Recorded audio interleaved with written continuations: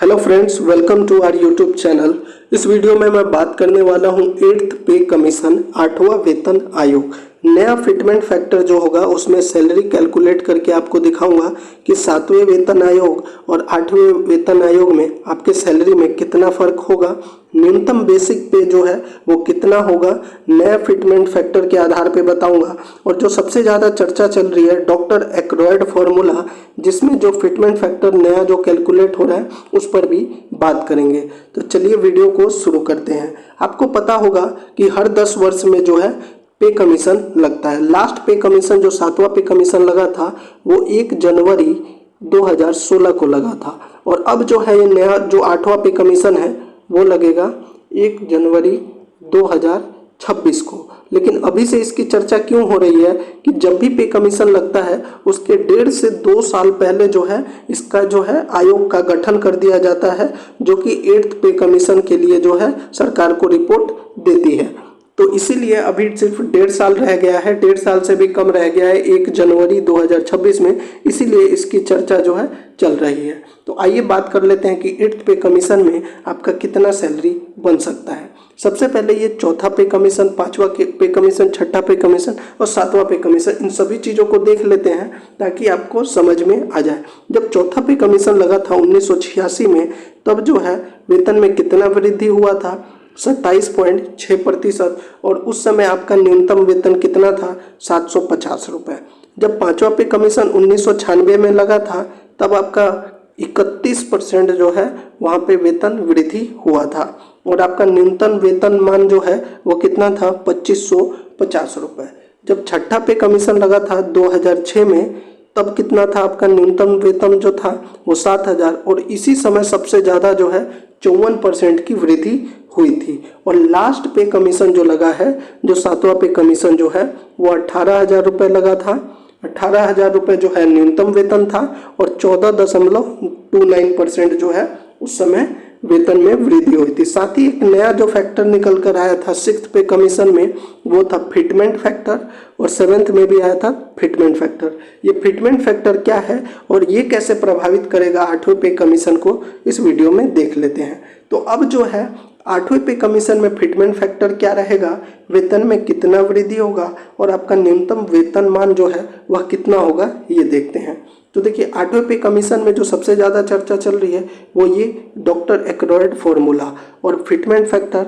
आपको पता होगा जब भी पे कमीशन लगता है तो बेसिक पे और डीए को मर्ज कर दिया जाता है। इसके साथ ही सरकार की तरफ से कुछ परसेंटेज और जो है, यानी कि एक इंक्रीमेंट जो है और दिया जाता है। तो इन सभी चीज़ों को देखने के बाद हम आपको बता देते हैं पे कमीशन जो लगेगा 8वां पे कमीशन, उसमें आपकी सैलरी क्या होगी। तो देखिए यहाँ पे है 7वां पे कमीशन और यहाँ पे है 8वां पे कमीशन, ठीक है। तो फिटमेंट फैक्टर 2.57 ये कहाँ से आया है, और ये 1.87 ये कैसे आया है देख लेते हैं। देखिए जब 7वां पे कमीशन लगा था तो आपका डीए जो था वो था 125%, तो 125% ये हो गया, और 100% जो आपका बेसिक पे था वो हो गया, तो टोटल हो गया 225, ठीक है। परसेंटेज हटा देते हैं तो ये 2.25 हो गया, तो फिटमेंट फैक्टर हो गया अभी 2.25। इसके साथ ही उस समय वेतन में वृद्धि कितनी की गई थी, 14.29% जो है दिया गया था। तो जब आप 2.25 का 14.29% निकालिएगा तो ये हो जाएगा 0.32। अब इसी 0.32 को आप 2.25 में ऐड कर दीजिए, तो जब आप इसको ऐड कर दीजिएगा तो ये आ जाएगा 2.57। तो यही फिटमेंट फैक्टर जो है 7वें पे कमीशन में आया था, और इसी के आधार पर जो है हमारी सैलरी बढ़ी थी। तो ये फिटमेंट फैक्टर जब लगाया गया तो इसमें कितना हो गया आपका, जब ये फिटमेंट फैक्टर लगाया गया तो देखिए यहाँ पे मैं आपको दिखा देता हूँ कैलकुलेशन इसका। जब इसका फिटमेंट फैक्टर लगाया गया तो न्यूनतम जो 7,000 था इसको 2.57 से जब किया गया तो ये कितना हो गया, 17,990 रुपये, और इसी को जो है न्यूनतम जो है वो कर दिया गया 18,000 रुपये 7वें पे कमीशन में। अब बात कर लेते हैं 8वें पे कमीशन में फिर क्या होगा। अभी जो है हमारा डीए है वो 50% है, ये मैं जनवरी 2024 के हिसाब से बता रहा हूँ। जुलाई 2024 में जो है 3% और बढ़ जाएगा यानी 53%, और मान के चलते हैं कि 3% जो है आगे भी सिर्फ 3% बढ़ेगा। तो 1 जनवरी 25 को 3% और बढ़ जाएगा तो 56% हो जाएगा। जुलाई 2025 में 3% और बढ़ जाएगा तो 59% हो जाएगा, और जनवरी 2026 जब पे कमीशन लगना है तब 3% और बढ़ जाएगा तो ये हो जाएगा 62%। तो मिनिमम जो है हम मान के चलते हैं कि हमारा डीए जो है 1 जनवरी 2026 को जो है कितना रहने वाला है 62%।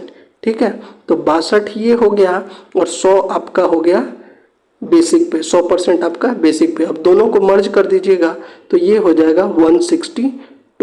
ठीक है, साथ ही एक चीज़ और जो मैंने बताया था कि परसेंटेज में वृद्धि होता है, सबसे ज़्यादा वृद्धि जो है वो पहले 2006 में हुआ था 54%, लेकिन जब 2016 में पे कमीशन लगा तब एनडीए की सरकार थी और लगभग 14.3, तो मान के चलते हैं अभी वैसे कहा जा रहा है कि 20% की वृद्धि होगी, लेकिन हम मान के चलते हैं, मान के चलिए उतना ही वृद्धि किया जाता है, कम से कम 15% तो किया ही जाएगा।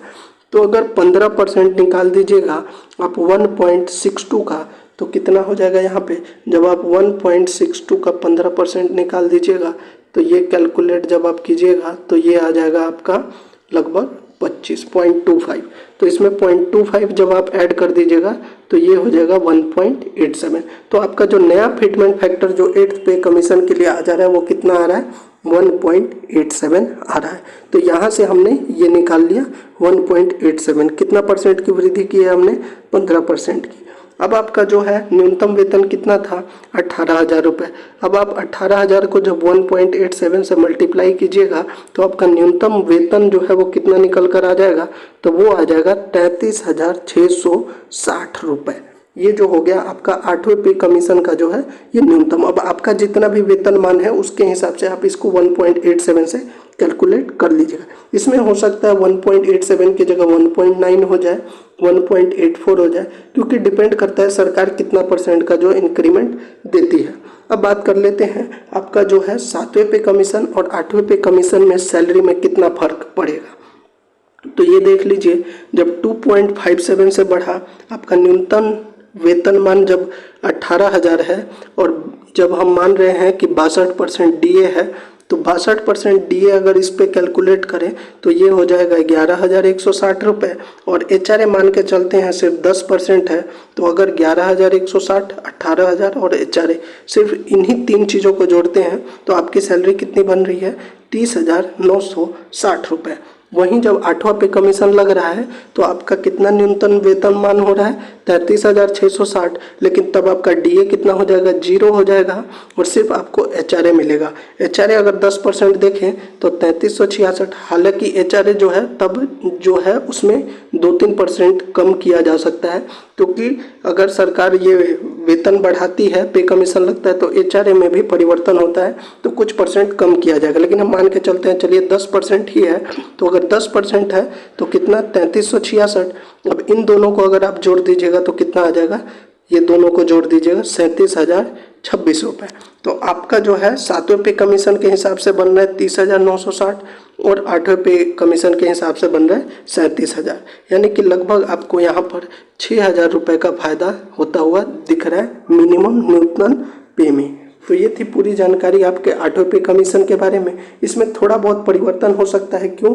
क्योंकि ये जो वेतन वृद्धि है वो सरकार के ऊपर है कि वह कितना देगी। जैसे कि पहले आपको मैंने दिखा दिया कि पहले जो है 27% था, फिर 31, फिर 54 भी मिला है, लेकिन फिर कम कर दिया गया था। तो एनडीए की जो सरकार है अगर उसके हिसाब से देखें तो इसीलिए हमने सिर्फ 15% की जानकारी ली है। तो ये थी पूरी जानकारी। आपको अच्छी लगी हो तो आप हमारे चैनल को जरूर सब्सक्राइब कर दीजिए, वीडियो को लाइक और शेयर कर दीजिए। जय हिंद।